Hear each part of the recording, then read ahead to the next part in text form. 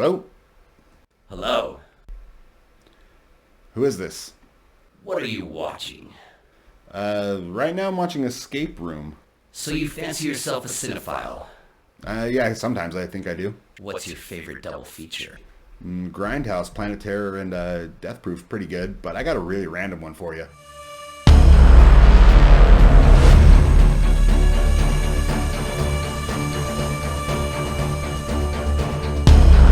Hey everybody, welcome back to the Ritual Chamber. I am Josh, this is Jeff, and today we're actually going to be doing a double feature. So yeah, it's been a while since we've recorded last, and a couple things came out kind of around the same time frame. A week apart from each other. In which we wanted to cover. So we're going to do something a little unique here, and actually give our takes on Scream 6 and Shazam! Fury of the Gods. Yeah, so like we said, these came out back to back, and the other things were going on. St. Patty's Day, you had a couple concerts going on. I had just other things going on. So life gets in the way. Yeah, life gets in the way. Sometimes life finds a way. Sometimes life just gets in the way. So we're gonna start this off with Scream 6 because that was the first in release order, and frankly, and I hung up the notes first, so that's why that one goes up first. Yes. We'll try to keep this as quick as possible because again, these came out right next to each other, so we're gonna do full episodes on it. And because it's a double feature, we just want to keep it a little bit more briefer than our normal content. More brief. Plus, more brief. Plus, it's been 2 weeks since I saw it, so it's not all super fresh in my brain. Yeah. So it's actually kind of good. And Shazam has been a week for me. And a day for me, which I saw by myself for the first time in a theater by myself after seeing a movie. But Scream was a week for you. So again, a lot of it's super fresh in our brain, so we don't have a lot. So in this case, you would say it might be a Rotten Tomato. Oh. Yeah. Hey, well, at least one of these is, and one of them doesn't deserve it, and we'll get there. Right. Now for the synopsis of Scream 6. After the attempt on their lives by Richie and Amber, the surviving group have moved on to college. While some are committed to moving on with their lives, Sam is struggling to come to grips with her actions and has been accused to be the real Woodsboro legacy killer. When a Ghostface mask worn by Richie is found at a scene of a murder, a new Ghostface emerges, leaving the masks of his forebears as the past comes back to change the rules and tear the friends apart. So yeah, let's get into Scream 6. So what did you expect going in? Expectations. Scream, right? Yeah, I expected Scream. Yeah. And did you get Scream? I got Scream on steroids. Yeah. I feel like with this one. Yeah, a little bit. Which to me, this is a mixed bag for me. Really, this movie was. The intro scene I loved. Yeah. I thought it worked really well. You have this idea going out, and then it's like, here's the killer, and you're like, what the hell? Only to find out that that's not the killer. Yeah. So it was exciting to have Tony Revolori. Flash Thompson. Yes, Flash Thompson. But it was fun to kind of do something different with the intro than they have done previously, which I think kind of set the stage for what I felt the overall feel for this movie was going to be. Mm-hmm.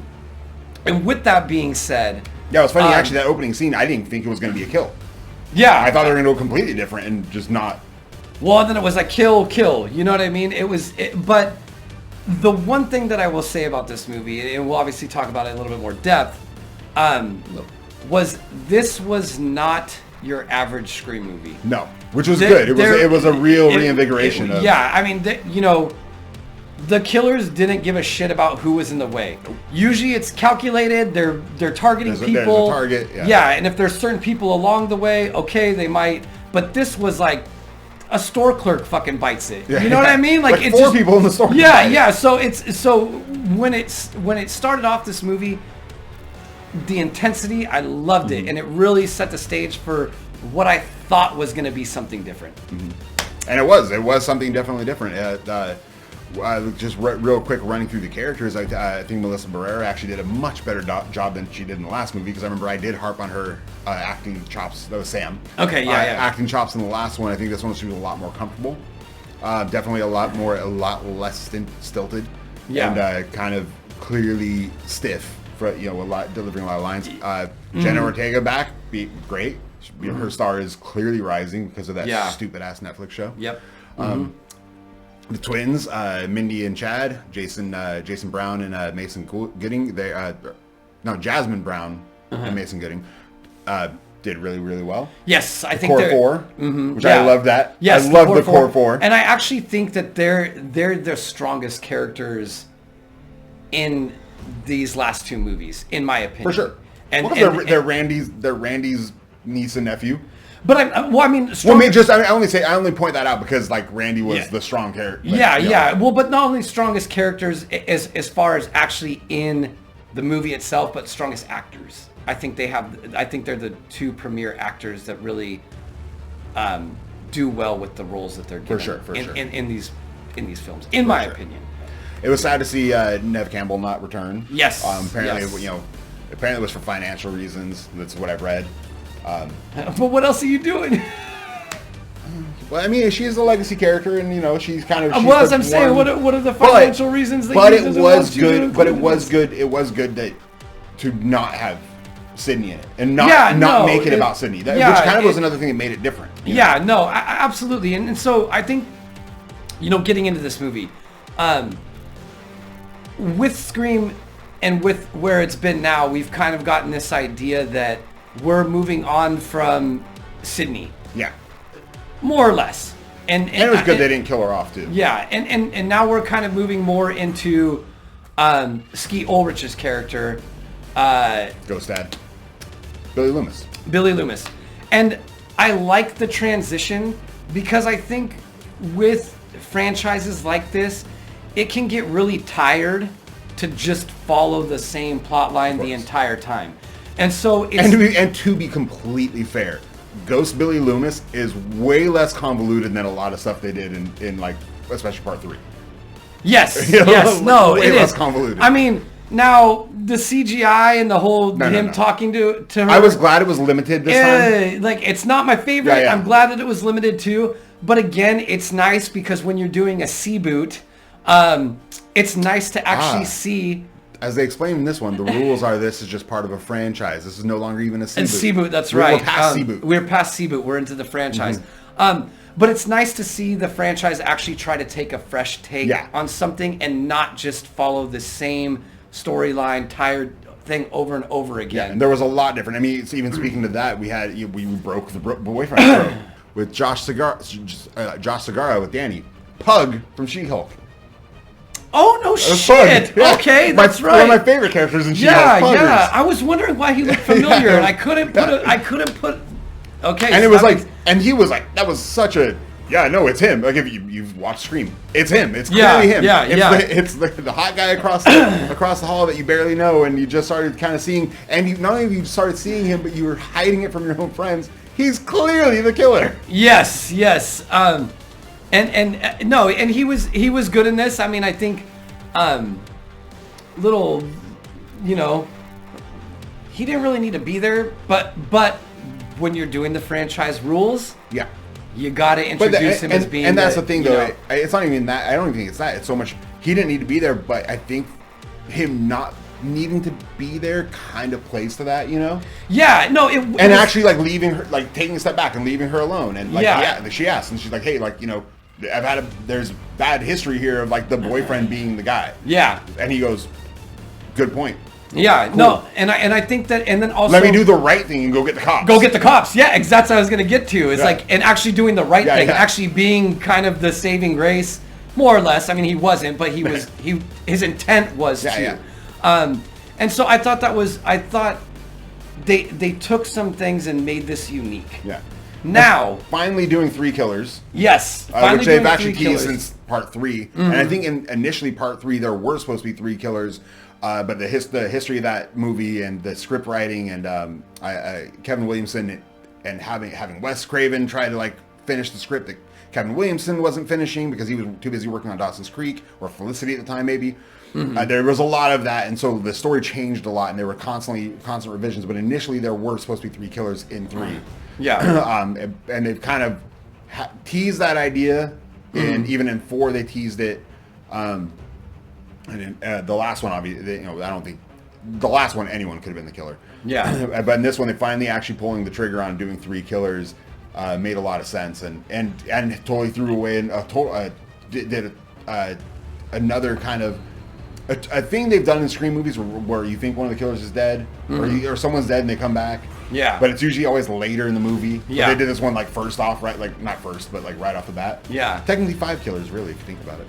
And one Because thing, you had the 2 guys at the beginning. yeah, and one thing that like really worked for me with this movie was the fact that it was like no holds barred.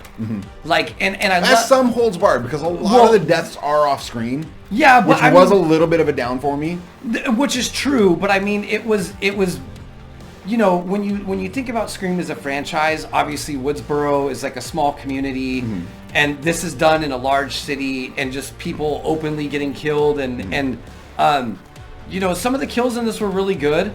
I actually really enjoyed a couple of them. There was some really like, you know, like hold on to your seat kind of moments in particular. Oh, when Anika's going across the ladder. When they're going across the ladder. That was great, you know, and you knew what the outcome was going to be. Oh, yeah. But the buildup was really good, and the delivery was great. Once she sent Mindy first, I'm like, oh, you're so dead. Yeah, honey. Yeah. Honey, sweetie baby, you're so dead. But I really enjoyed the fact that they kind of took this into a different setting. Yeah. And I think it worked really well, and that was one of the things that I actually really enjoyed about this. Yeah, as opposed to like the only other time they've taken it to a different setting was part 3, but it was literally on a movie set to look exactly like the movie. Yeah. So, you know. So this one, I mean, like again, like, you know, referencing just the convenience store and just somebody just being there. It's unfortunate that you're there. Yeah. You know? You're just, it sucks. It's like the you know, it's just you're in the wrong place. Wrong time. Yeah, you know. In New York.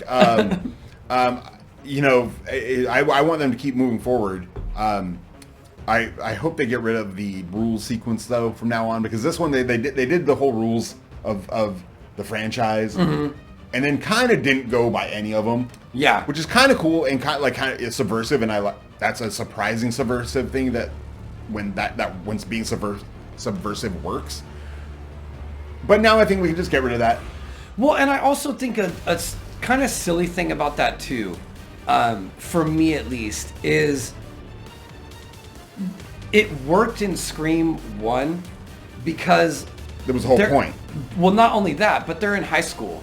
Yeah. So it's a little bit different. Like, you're adults now. You're not going to just casually be like, hey, someone's going to kill us. Let's lay down the rules for why someone's trying to kill us and who the suspects might be. Exactly. It doesn't really work in that setting, where I think, you know, why it was effective in Scream 1 is they're obviously partying. Randy gets up and tells this whole thing because he's probably drunk, high, whatever, and these things are going on. It makes sense. Now it's like, you guys are of an adult age, much better mindset to not... You should actually be concerned about what's happening to you. And they've even done it. They even did it in Scream 3 in like the worst way possible, because they did it like, oh, Randy left a message for you just in case this happened again. It's okay. Oh yeah, on the VHS. Try hard. Yeah. Try hard. But overall, I actually think it was way more successful. I think overall a better movie than the last one. Yes, overall. I will agree with and that. I love the last one, so that's not knocking the last one at all. I will agree with that. And you know, one thing that I thought was really interesting, obviously Hayden Panettiere, Kirby coming back. She was 100% dead in the last one, in part 4. 100% she was dead. That's what I thought too. But that being said, you know, with this movie, I did think it was enjoyable. I did think it was better than the last one. My biggest qualm with this was, I loved the concept of the 3 killers, but why does it always have to be attached to somebody who previously died or something? Well, because it just has to be. And the I know it's. And the trope felt kind of old to me at the end. And I think that's going to be the one thing that the Scream franchise can never really get away from. It won't ever be able to. It always has to be. And that's the thing, is that you have this great movie, and then you get to the climax, more or less, and it's such an extreme letdown. And you know, you have the weird friend of the group that suddenly becomes Stu. Yeah. For some reason, when he takes the mask off. And then for a while, actually, I was thinking, oh, they must be related to Stu, and this is why they're doing this. I kind of thought that too for a second. Because of the way that they were acting, and then it's like, oh no, it was Richie. And I was like, why? But I will say this though, it's one of the better reasons, better explanations of why they're killing them, compared to the last one. The last one, I will harp on that. Like, his reasoning is stupid. Yeah. And, like, it's absolutely wild that they're just like, oh, they hated the last Stab movie. We want to make it. We want to reboot it ourselves by killing a shit ton of people. Like, you're dumb. How about you just go get a film degree and or make a fucking fan film? Yeah, you know, exactly. Go on YouTube. Yeah. You're on the channel. It's right here. Look up fan films. You'll find a fan film about anything. Didn't require any murder, maybe that we know of. And I do think though one thing I will say with the introduction of the killers, obviously, and realistically, it's other than real quick, other than 4, pretty much all of them are about revenge. Yes. So it makes sense. This one actually makes sense. But I do like the fact that an actual cop is involved in this, which makes a little bit more sense why they were able to get away with things that they were able to. In fact, that's justifiable. The whole I shrine, that. the whole shrine, and the whole them finding the old masks with DNA from other people, which didn't make. Everyone's like, how? Wait, first of all, those would be in like police lockup. Yeah. And also, the DNA would have dried up after 20 fucking years. You can't just like get DNA. I don't know, maybe you can. I'm not a fucking forensic pathologist. I'm pretty sure you can. That's why they have cold cases that get solved. True, I guess. Later. Sure. DNA. Yeah, but I think you still then have to like get like new samples. I don't know how that works. Again, cold case. Just saying. Not a forensic pathologist, so. But so it didn't make sense. But then once it was revealed that the cop was the one in on it. And one of the killers. I was like, okay, all right, now it makes sense. And also, and he literally actually out loud explains it's very easy to just call up. Hey, I need this for another case. And which I think also made sense as to why. Obviously, we don't know in what instances he was the killer, but also makes sense kind of why the killer was a badass. Mm-hmm. He's a cop. Again, and unlike the last movie, because we have to get compared to the last one. Unlike the last movie, where like Amber straight up lifted Dewey up, like she was fucking 4 foot tall. Like I don't know how she lifted Dewey up and like cut him in half like that. Yeah. You know. The last thing I will say, and I find trouble saying this. It's so because I actually like that they all survived, but it was kind of a bummer that none of the main characters died. Like even Courtney Cox. Yes. I was like 100%. Yeah. Gail's dead. Yeah. She should have died. Mm-hmm. Like 100% she should have died. However, with Neve Campbell not in the movie, I don't see killing her without Sydney around to be like impactful. To be impactful. Yeah. It wouldn't have landed. So that makes sense. Even fucking even Chad, when Chad gets stabbed like 8 shit billion times. Like, I don't know how he survived. But, again, you kind of can't have Mindy live and Chad die. Yeah. No, I mean, you could. The two together. You could, but keeping them together and letting them all survive, even though Mindy gets fucking murked, too. Yeah. Not murked, but she does get stabbed. But they're carrying on the legacy. Yeah, the core 4, man. The core 4.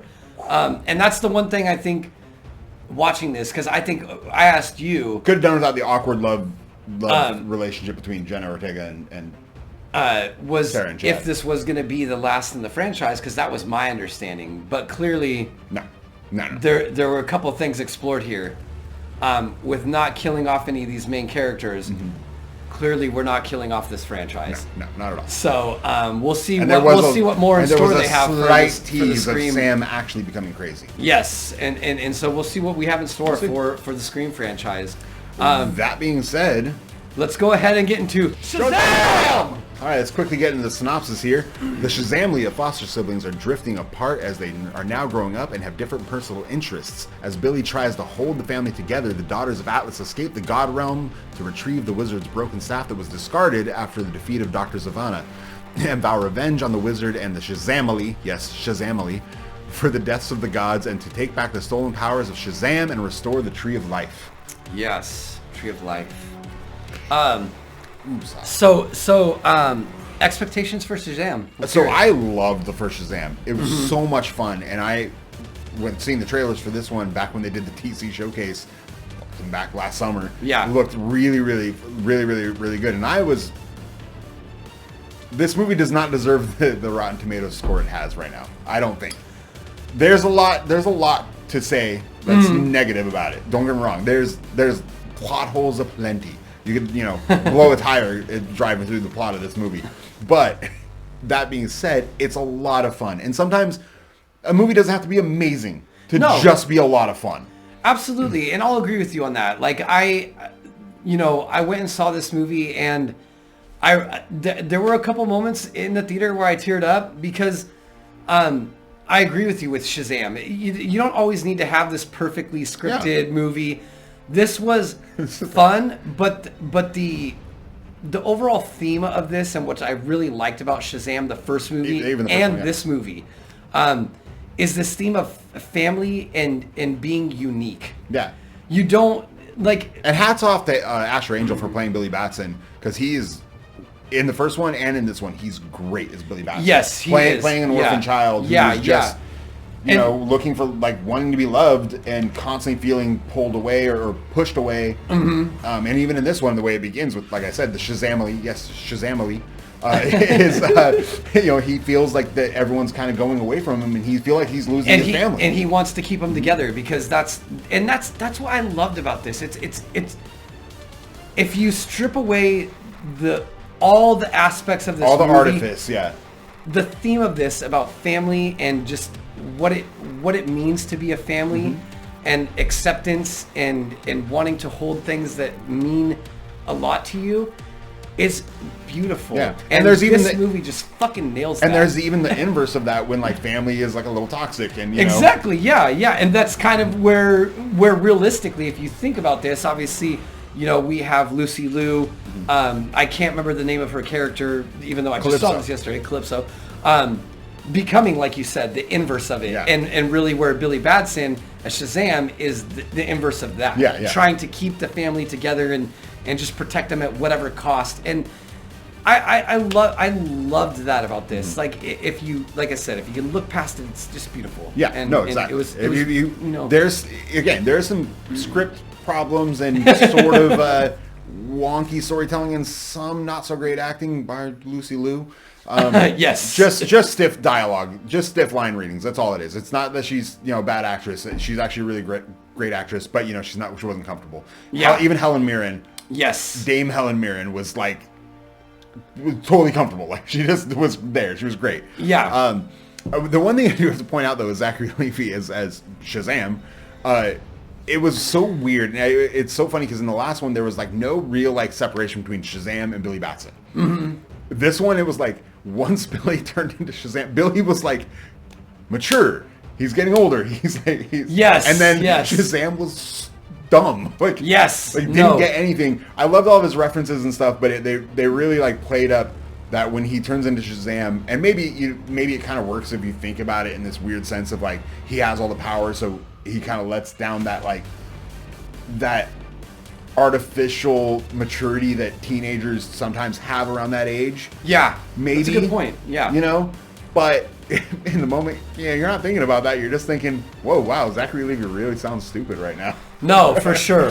And so with this movie, I mean, I think Shazam in its totality is a unique character, right? And one thing that I really liked about this movie at the start was obviously him referencing Superman as being an existing character mm-hmm. in this universe, and him not being able whether or not he is or not, not be able to keep up with, he's faster than me. He's, or this person's faster. Or even than me, referencing the Flash. Yeah. And really kind of humanizing, I think, this kind of responsibility. It's like a Peter Parker situation, except reverse, mm-hmm. because his powers are probably a little bit greater, and rather than realizing the gravity of that, like you said, Captain Everpower, man, of course, the Captain Everpower,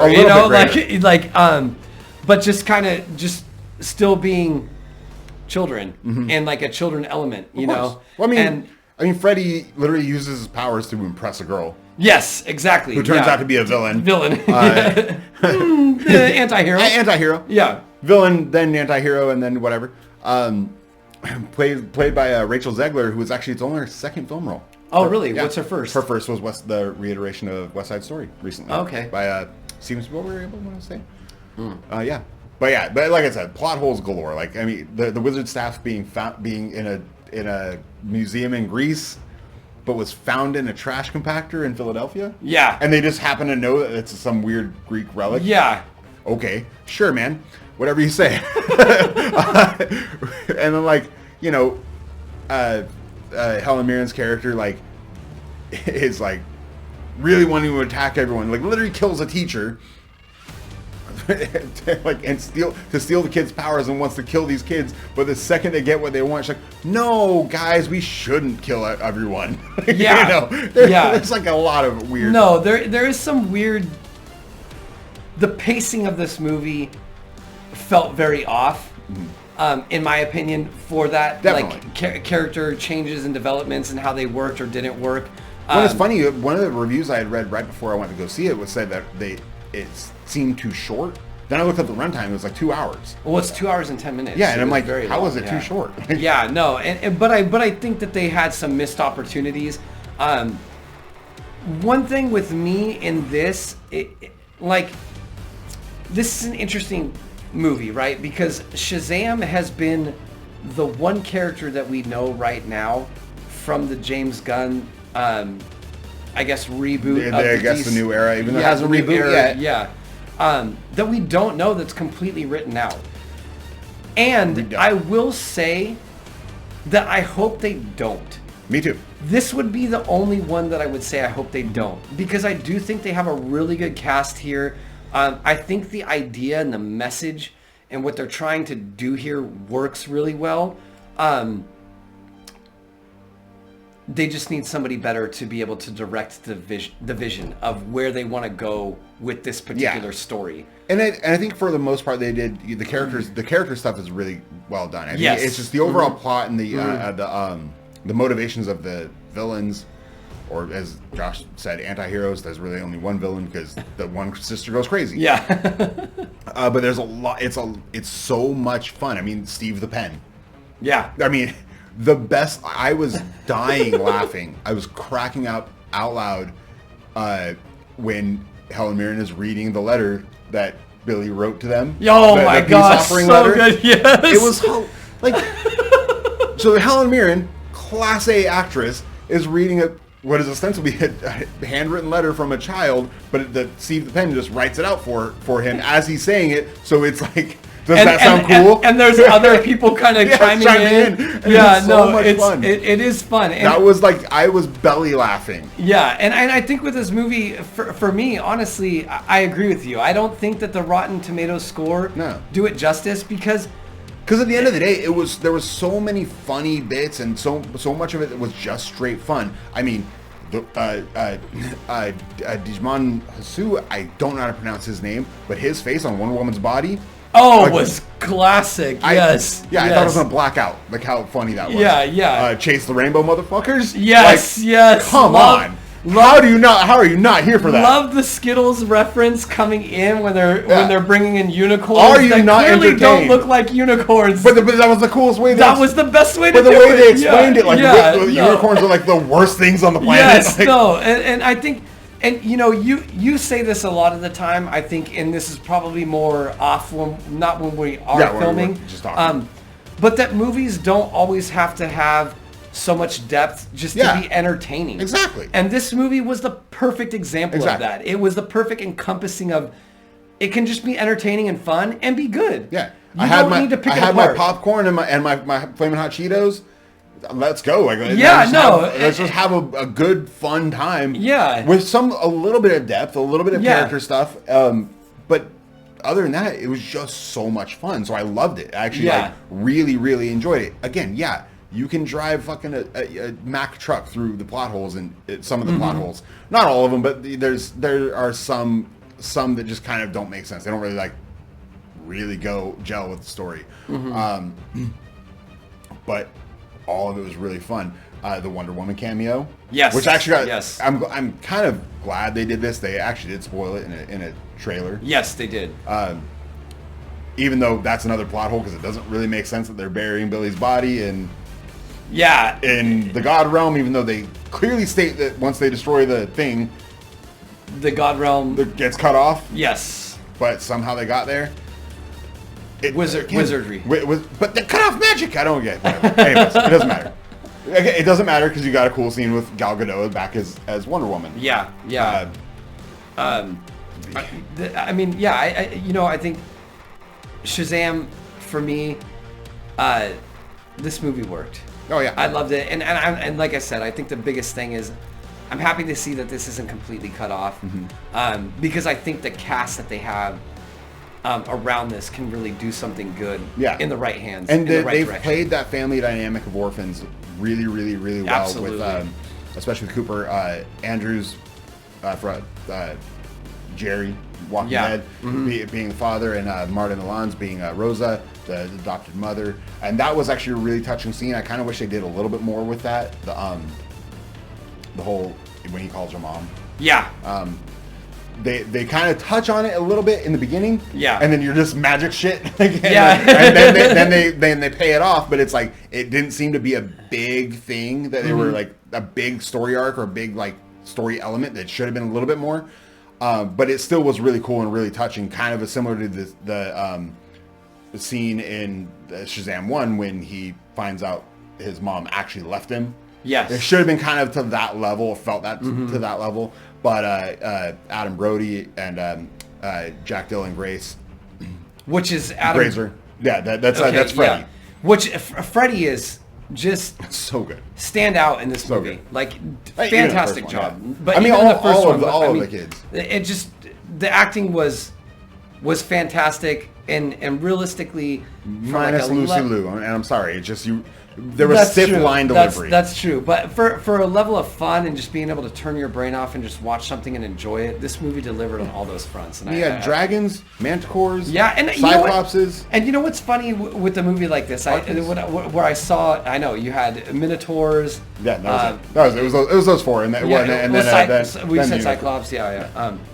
The one thing that I thought that was interesting about this movie as I was watching it, when they bring in the dragon. The CGI looks amazing. Yeah. What's up, Game of Thrones? Step it up. Like, I mean, that's really on. that's how it should really look. But, Come on, I'm just saying. You also they had a little bit of an easier task. It's supposed to look like a wood. He has was one of the more difficult. But that was one of the funniest. Funny line. Wow, you didn't hear dragon, you didn't see that coming? Also made of wood. That's a weird flex. Yeah, no, absolutely. Again, like there was so much fun to be had in this movie, and again, it just doesn't deserve the Rotten Tomato score it has. No, I don't get it. Like I mean, I guess I get it from a reviewer standpoint. You're kind of like looking for the nuance and whatnot of film and storytelling, blah blah blah blah blah. But sometimes just fucking turn your brain off and have some fun. Exactly, and that's go jump in a trampoline. Yeah, a bounce house. That was Shazam. Yeah, that's what Shazam. It was. It was a warm, cozy blanket of fun, and I loved it. Absolutely. And like I said, I mean, it's seeing a movie like this, and just kind of going in with not really like high or low expectations. Yeah. I was just coming in to be like, hey, it's a superhero movie, and I'm gonna enjoy it, and like let's see what it has to offer. There were some touching moments that I felt that I was like, oh damn, there's a lot to be explored here. Of course. And so let's keep this IP going forward. Same. I mean, again, I didn't have high expectations. The first Shazam, I loved it. It's a lot of fun, and there is some heartfelt moments. But same thing. It wasn't like, oh, this is going to be amazing, incredible. Yeah. Blah blah. Or the next best thing, or the next thing to push things forward. Yeah. But yeah. Anyways, it didn't have the gravity of Black Adam when that came out. I know.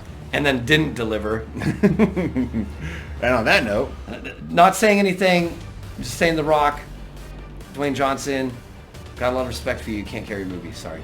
Oh, wow. Shots fired. I mean, whatever. Anyway, so with that being said, let's get into our monkeys on Scream 6 first. Okay. Scream 6. I'm gonna give this a 6 out of 12. Scream 6 was a lot of fun. I really enjoyed it. But again, I think that the thing that low? 6? Yeah, 6 that low. Well, yeah, I'm gonna give it a 6. Okay. Because what really kills it for me were the killers in this movie. Waka Waka. That was my. I know. I don't know if you noticed. I did 6. I know. I got you. Killers. All right, cool. So now we're on the same page. It just didn't work for me. you know, they have this idea of trying to make this big reveal, which I liked. I liked the reveal, but I didn't like how the characters became once they had the reveal. And I also, again, as I alluded to earlier, the tropes just don't work for me. Gotcha. But Fair I enough. really did enjoy the initial aspects of it. Gotcha. All right. For me, I'm going to give it an 11 out of 12. I'm going to give it much higher because I actually think it's way better than the last one. And I love the last one, so that's not even a knock on the last You gave the last screen. one 9 out of 12. I know. So So 11 out of 12. 11 Damn. out of 12. My only downs are the fact that a lot of the kills were off screen. That for as you know, I've mentioned before, I'm a gore hound. If in horror, I want gore. I want the deaths to be visceral and brutal. In this, a lot of them are off screen. There's 13 kills, I believe, and You counted? most of them are off. Actually, I watched kill count, so yes. Okay. But there are 13 kills and most of them are off screen, or at least they're cutaway. And that is a trope. That is a thing in the Scream franchise, which is pretty normalized. That you don't actually see the murder really happen. You see someone get stabbed once, maybe, but half of the kills in every movie kind of you really see it. It doesn't make me a sicko or a sociopath. It's just I'm watching a movie about blood and killing. I want to see the killing. The other thing too is a lot of the stuff about the theater of relics and past paraphernalia from the past killings doesn't make sense. Yeah. Especially since it was that like Richie had been collecting this stuff.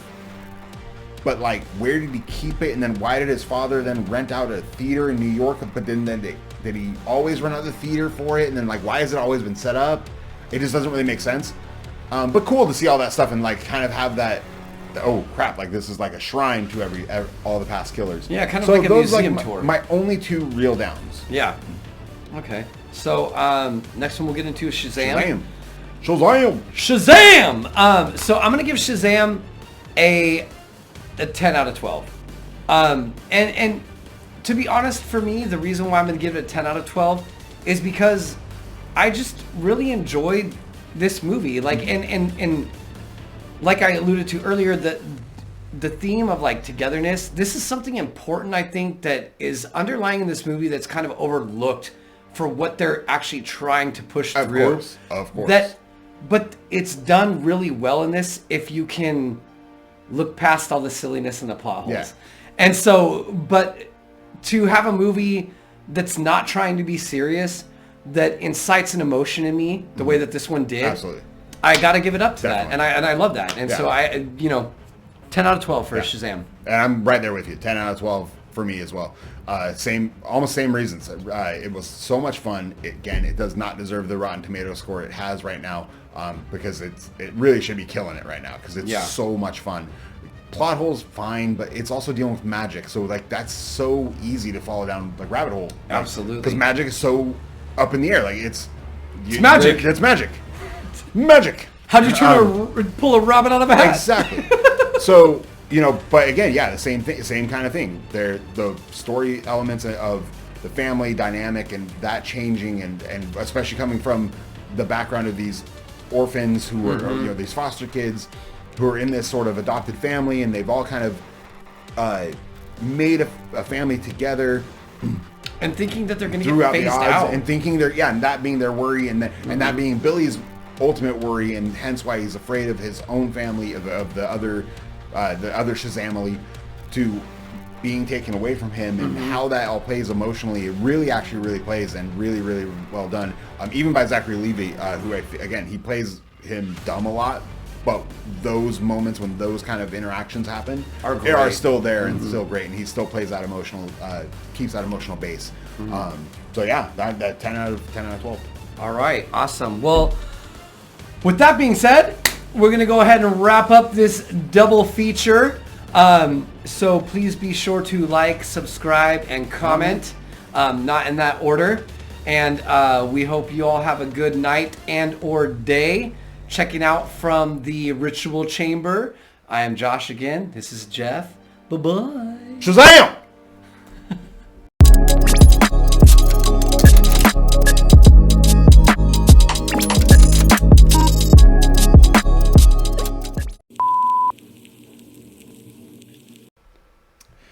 Quickly get into the synopsis.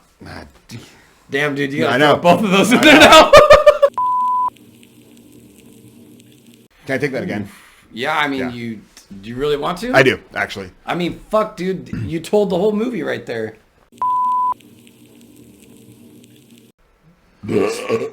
Sorry. I was literally just about to start talking.